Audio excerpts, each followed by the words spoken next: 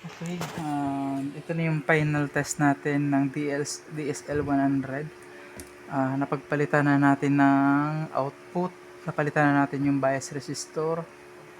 Ito na yung sound test niyan. Original na to lahat. Kung ano yung nasa data sheet or diagram, yun pa rin yung value nilagay natin. Ito na siya.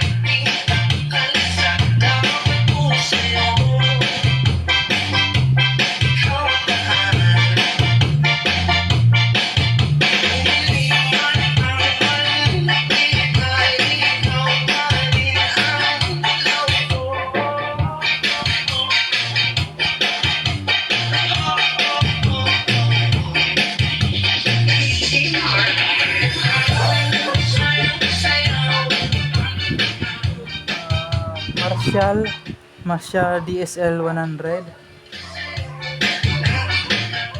120 volts or 110.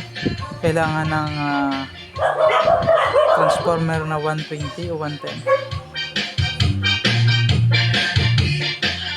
Okay na.